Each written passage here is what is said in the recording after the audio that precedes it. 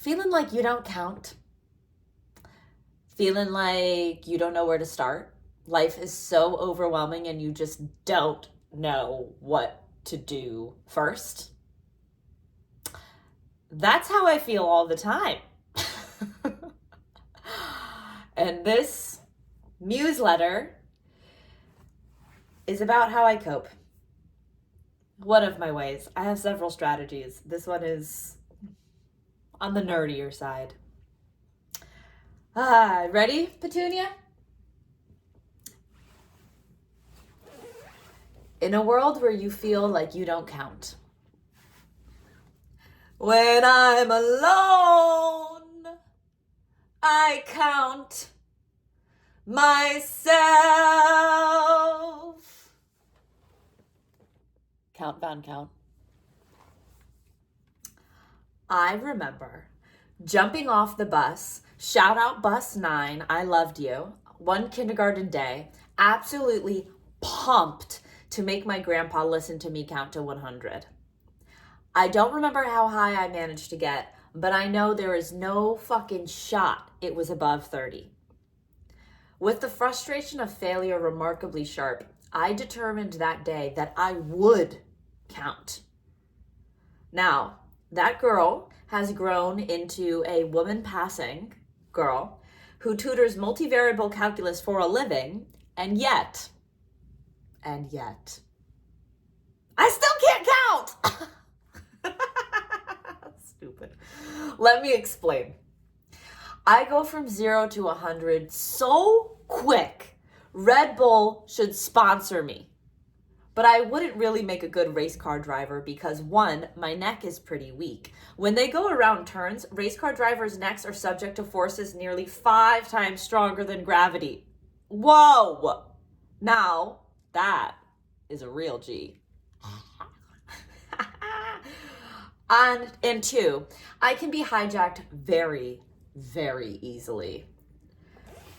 Whenever I feel like I should do something, girl, you better watch the F out, because I'll be flooring that gas. No brakes or pit stops. Although I got a pit in my belly telling me to stop, it's getting too hot. I gotta drop everything and roll down the windows for fresh air. This girl is on fire.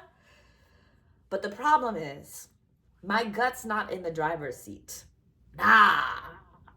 My brain's got the clutch, and it's fast and furious about zooming to all the possibilities of living up to my potential. God, it drives me mental. I'm trying to take my mind's eye off the destination and its foot off the pedal. Despite being such a rainbow girl, I can be pretty black and white when it comes to myself. I love this graphic. Thank you, ChatGPT. Which is where counting comes in. And math more broadly. Honestly, a lot of my friends poke fun at how much I love math, which I don't mind at all. I love fun, and I love poking, if done right. But it just shows me that they don't get it. So let me help you understand. To count to 100, you need to go through each number, one at a motherfucking time. 23 is just as important as 42, as 76, as 99, and in my case, a bitch is one, and it's me. Bark, bark. Counting, in this sense, is democratic. This is why everyone hates singing 99 bottles of beer on the wall. You have to go through all the bottles until there are none left, which makes me sick just thinking about. And also, I'm kind of realizing I must be a bit of a germaphobe because I wouldn't want to share 99 bottles of beer with a room full of people. Also, I'm a white girl in Williamsburg, so obviously I'm gluten-free. No beer for spear. For this reason, math has been a lifelong source of therapy. In school, I would save math homework for last, like dessert. To this day, I do math in bed to relax. Relax, woman, I say to myself.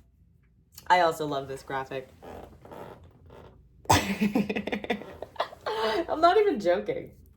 I know. This sounds psycho to many of you.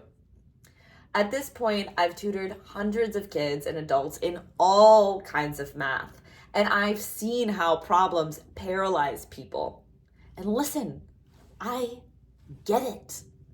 Not because fear of math forces me to freeze, but fear of life sure does. There are two main myths about math that do the most damage. Myth 1.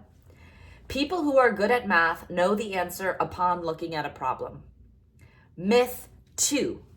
People love math because it has a right answer. Now, a slight modification to show you what I'm talking about. Myth 1. People who are good at life know the answer upon looking at a problem. Myth 2. People love life because it has a right answer. Before addressing either of these myths, I want to highlight the first thing math teaches us. It is no problem to have a problem. In fact, that's the whole point. In fact, it's simply an opportunity. In fact, it is simply a fact. This equals this. A truth. Cue sigh of relief. So here, when I say problem, I'm simply referring to something that needs some further investigation, some untangling, if you will. Okay, terms have been defined. On to myth busting. The best mathematicians don't know the answer to a complex problem simply by looking at it. But what do they know? The first right step. Then, the next right step. Then, the next right step. Then the next right step, until eventually you've completely untangled the problem and arrived at a clean solution. Similarly, the people I admire most, the people who seem to do life right, don't know their final destination before embarking. They simply follow the next right step, then the next, until it's all over and the fat lady singing, and so are choirs of angels, because a life was well lived. For me, life often feels like an endless problem, in the Houston we have a problem sense, rather than in the Zen sense I described earlier. A quest for an ideal I may never reach. I feel compelled to strive, to do the most, to achieve my potential. But in that striving, I get lost. And that is why math is so therapeutic for me. In life, it's hard to break things down when every choice feels monumental. But when I face a calculus problem, I know I can sweetly, patiently solve it line by line, operation by operation, drawing upon a set of fundamental principles. It's the process, not the solution, that grounds me. Even the most complicated problem unfolds one line at a time, and in that steady progression, I find peace. Every step counts. Every step is necessary. Just like every number counts, every number is necessary on your way to some arbitrary benchmark. You need 2 to get to 3, 3 to get to 4, and along the way you may find that 5 was great, 27 was hilarious, 62 was meh, and 78 was just when the party was getting started. Big numbers are a collection of individuals, and counting correctly celebrates each one. So, takeaway: if you're distraught about your personal life or politics or what the fucking ever, remember these lessons from math. 1, a problem doesn't need to be a problem. 2, you don't have to know the solution. You just have to know the next right step. I love my sign off for this email more than any sign off I've ever done on any email. Are you ready? Peace, love, and PEMDAS. Emma. And there's a bunch of other stuff, so if you are interested in more, you can go to my Substack and subscribe. because you'll get a bunch of other goodies. And whatever, do whatever you want. Have a great life. Mwah, mwah, mwah, mwah, mwah. Thank you for watching. Me and Petunia are going to kick it now.